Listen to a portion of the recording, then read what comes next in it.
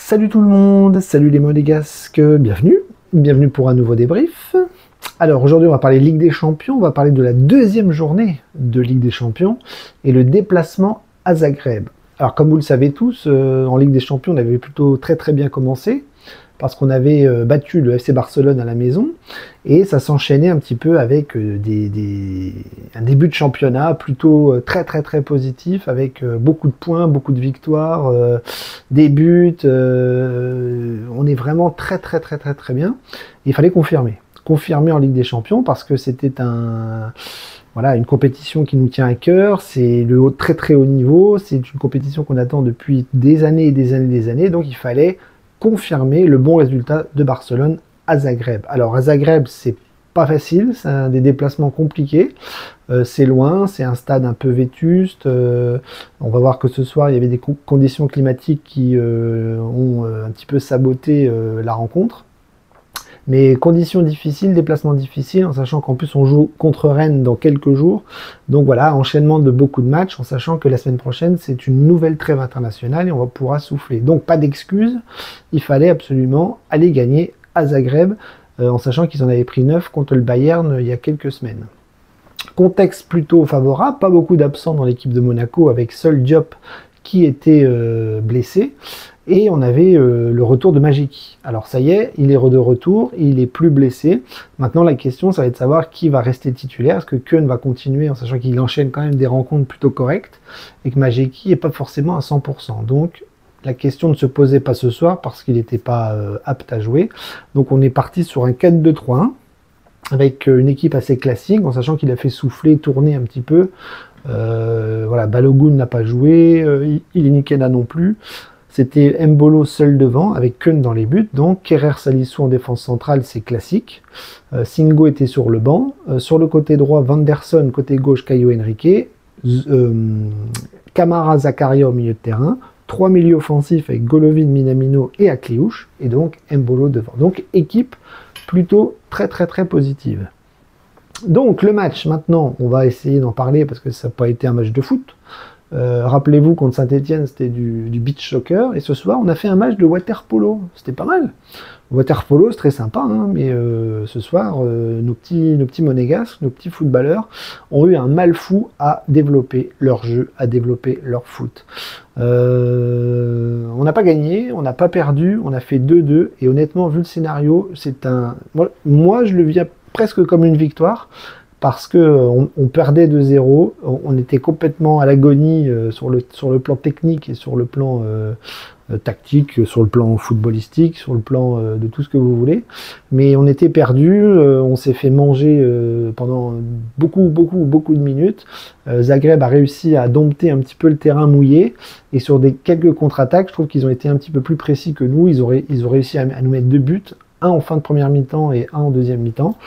Et à la fin du match, je ne sais pas ce qui s'est passé, peut-être que les dieux de la nature sont arrivés, parce que je crois qu'il s'est un petit peu arrêté de pleuvoir, et là on a vu un Monaco qui, avec un mental d'acier, est allé chercher la remontée, une petite remontada, avec 2-0 qui est passé à 2-1 et qui est passé à 2-2.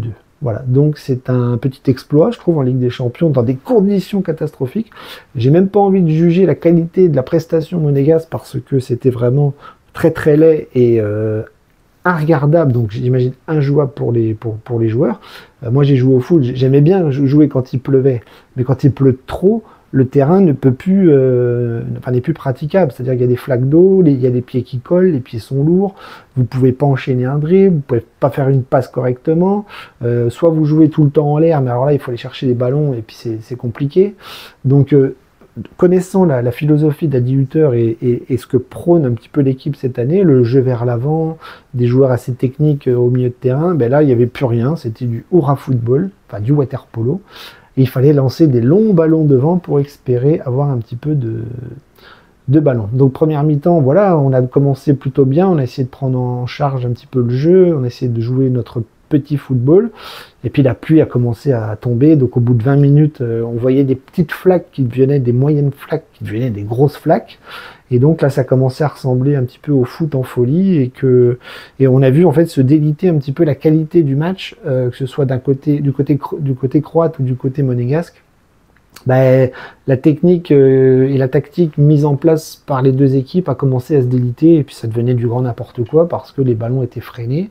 Et puis voilà, c'était beaucoup de glissades, beaucoup de fautes, beaucoup de cartons, un arbitre pas forcément au rendez-vous, et Monaco n'arrivait pas à développer son jeu. Donc on a poussé comme ça en première mi-temps pour essayer de se créer des occasions. Minamino en a une très très dangereuse en première mi-temps qui rate un face-à-face face au gardien hallucinant, un arrêt magnifique, hein, vraiment gardien de handball avec une jambe tendue, et Minamino n'arrive pas à la mettre au fond.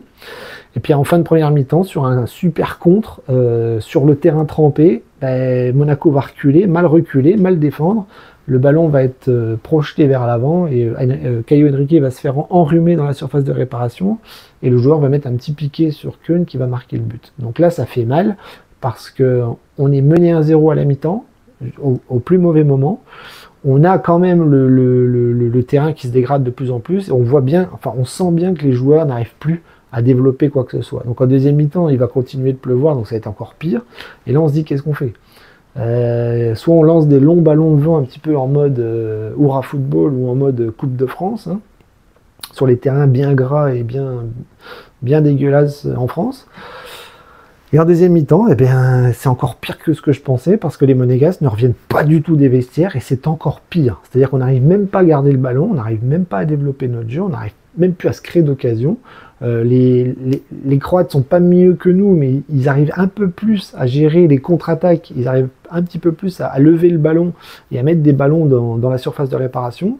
C'est pas beau, mais c'est un petit peu plus précis. Peut-être que parce qu'ils connaissent leur terrain et qu'ils connaissent un petit peu plus les conditions environnementales de leur stade, de leur pays, etc. Je sais pas, ça va mieux. Et nous, on n'a pas l'habitude de jouer là-dessus et on est complètement à l'agonie, disparu, plus de Monaco. Donc dans cet état d'esprit-là, on va prendre un deuxième but, hein, super frappe d'un joueur croate qui va tromper merveilleusement Keun sur son côté droit. Et donc à 2-0, le match est plié, Monaco n'arrive plus. Et Hutter va faire des changements, il en a fait à la mi-temps, il en fait un petit peu en deuxième mi-temps, il fait rentrer tous ses offensifs, parce que je pense que la technique, là, c'est de mettre vite les ballons vers l'avant, mais on trouve pas Ileni Kena, on trouve pas Balogun, on trouve personne. Donc le match est perdu, on se dirige vers la fin du match, il reste quoi, 15-20 minutes, 10-15-20 minutes, je sais plus. Et là, miracle, je sais pas ce qui va se passer, je pense, si j'ai ma petite idée, je pense que cette équipe de Monaco a un mental de fou, déteste perdre et va quand même réussir à monter d'un cran en fin de match et essayer d'aller chercher quelque chose, une réduction du score, enfin le mental. Et là, la pluie s'arrête un petit peu et sur un corner, Salisu va mettre une tête, il va la chercher très très haut, le ballon va rentrer tout doucement dans le but, au deuxième poteau, et Monaco réduit le score. Et là, en connaissant un petit peu la mentalité des Monégasques, je pense qu'ils vont tout faire pour aller chercher un deuxième but, parce qu'un point dans ce scénario-là, dans ces conditions-là, sur ce terrain-là, un point, ça serait miraculeux. Et très très vite, derrière, on va obtenir un penalty. C'est-à-dire que Monaco va avoir le ballon dans la surface de réparation, Balogun va être fauché. Alors les caméras sont pas bien positionnées, on voit pas très très bien l'action, on voit pas très très bien la faute, mais on voit Balogun par terre, l'arbitre qui montre le point de penalty, et Zakaria qui va la mettre au fond et qui va aller chercher le match nul. Et là, on va se diriger vers la fin du match, c'est terminé. Monaco rapporte un point de Zagreb dans des conditions cataclysmiques. Et moi, je trouve que c'est un excellent point parce que nous n'avons pas pu développer notre foot. Nous n'avons pas pu montrer nos qualités sur ce match face à des Croates un peu bourrins, pas terribles techniquement, mais qui ont réussi à imposer une certaine forme physique sur le match avec des contres plus ou moins réussis. Mais c'était un match affreux, c'était un match à oublier, mais franchement, prendre un point là, ce soir, moi je suis content. Je vais pas en demander de plus, je suis content et j'ai qu'une envie, c'est de revoir Monaco sur une bonne pelouse, sans pluie et libre de développer son football et sa technique qu'on a vue depuis le début de saison. Donc un point, très bien, super. On oublie ce match. Maintenant, on va essayer de parler un petit peu du joueur. Alors parler des joueurs, franchement, il n'y en a pas un qui a réussi à être au-dessus des autres, si ce n'est Zakaria, qui je trouve a fait le match qu'il fallait. Dans des conditions cataclysmiques, Zakaria, je l'ai trouvé bon. Il a réussi à faire des dribbles hallucinants, des remontées de balles comme il pouvait. Il a essayé d'orienter comme il pouvait. Il marque un but encore une fois. Il est vraiment au top. Il est au sommet de sa forme. D'ailleurs, au début du match, quand les joueurs se serrent la main, c'était le seul qui avait déjà retiré le haut de survêtement. Ça montrait à quel point il avait envie d'y aller, qu'il avait envie de gagner. Donc pour moi, l'homme du match, c'est Zakaria. Et les autres, ils ont été en grande difficulté, mais c'est normal. Keun prend 2 buts. Par contre, il fait un super barré en première mi-temps. Défensivement, voilà, Kerrer et Salissou, ils ont eu beaucoup de mal à orienter le jeu et à trouver leurs appuis quand il fallait bien défendre ou relancer avec des ballons compliqués, mais voilà, des fautes, défensivement c'était compliqué. Vanderson, Caio Henrique, j'ai trouvé vraiment que c'était vraiment les pires conditions pour des défenseurs. Au milieu de terrain, Zakaria, je l'ai trouvé bon malgré ses grandes difficultés à développer son foot. Camara, c'était il y avait un peu de déchets ici et là, mais lui aussi a été piégé par la pluie et par le terrain. Les milieux offensifs, grande galère aussi. Il y a Kliouche qui a joué vraiment on aurait dit qu'il avait des patins à glace tellement il n'arrêtait pas de glisser. Et lui qui aime dribbler, qui aime provoquer dans les petits espaces, il n'a pas pu faire ce qu'il voulait. Minamino, lui qui s'est beaucoup projeté en première mi-temps et en deuxième mi-temps devant, aux côtés d'Embolo. Voilà, il rate un face-à-face, mais il a essayé, mais comme les autres, compliqué. Donc, Golovin, pareil. Il est Kenab. Alors, Balogun, il fait une bonne rentrée encore une fois parce qu'il nous provoque le penalty. Après, il y a Diatta qui est rentré, il y a plein de défenseurs. Mais moi, j'ai pas envie de juger les joueurs ce soir, tant c'était impossible. On pourrait les critiquer, dire qu'ils ont mal joué, qu'ils ont fait n'importe quoi, qu'ils n'étaient pas motivés, tout ça, mais regardez le match, c'était impossible, quoi. C'était vidéo gag du début à la fin. Il y a eu le début de match où c'était à peu près jouable. Après, ça s'est dégradé. Et il y a la fin du match où il s'est arrêté de pleuvoir et on a revu, voilà, des Monégasques qui ont essayé, en tout cas, de tout donner, tout vers l'avant pour aller chercher ce qui était impossible. Le point du match nul qu'ils ont quand même réussi à faire. Donc c'est très très bien. Donc voilà, je ne jugerai pas les joueurs ce soir. Moi je jugerai la finalité, le point, cette capacité à ne pas lâcher. Voilà, s'il faut retenir un truc ce soir, c'est cette capacité à ne pas lâcher un match. Depuis le début de saison, on voit qu'il y a dans cette équipe une mentalité forte, une envie de gagner, une envie de ne pas lâcher. Tout le monde se bat pour tout le monde. Non, c'est très positif, c'est très très positif. Voilà, ce soir à 2-0, on était en train déjà de pleurer et de tout mettre à la poubelle. Et puis finalement, avec ce match nul, on s'aperçoit que Monaco est au rendez-vous, Monaco est fort, Monaco est au top. Et il va falloir le prouver fin de semaine parce qu'on enchaîne samedi soir contre Rennes à Rennes. Donc attention, en Bretagne il pleut, ça peut être la même merde, hein. Mais bon, j'espère pas.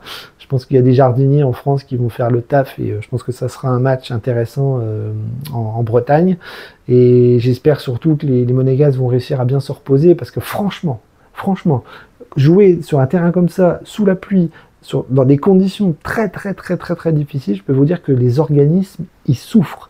Vos muscles, vos appuis, vos mollets, enfin, tout souffre. Tout souffre. Vous courez plus, vous fatiguez vos muscles. Enfin, honnêtement, là, les médecins et le staff technique va avoir un gros travail de récupération pour samedi parce que, jouer sous la pluie, moi je m'en souviens quand je jouais au foot, j'étais mort, quoi. J'adorais ça parce que on pouvait faire des tacles glissés sur 10 mètres. Donc moi j'adorais ça, mais on était cramés, quoi. Beaucoup de crampes. Moi je me souviens les crampes que j'avais. J'avais beaucoup de crampes derrière les mollets. C'était quand les terrains étaient trempés, bien boueux. Et on était rincés, quoi. Donc là, ce soir, les Monégasques doivent être rincés. Ils vont très bien dormir. Il faut vraiment que jeudi, vendredi, ce soit de la récupération intelligente, et il va falloir faire tourner samedi pour avoir une équipe compétitive et aller chercher quelque chose à Rennes, parce que l'enchaînement va être difficile, mais en tout cas, c'est la trêve internationale après, et si on fait un résultat à Rennes, eh ben pour moi, la saison est toujours aussi bonne. Donc je vous laisse là-dessus, il est tard, on va aller monter un petit peu la vidéo, et puis on se donne rendez-vous samedi soir pour le débrief du match face à Rennes, en espérant une victoire et du soleil. Dagemonego.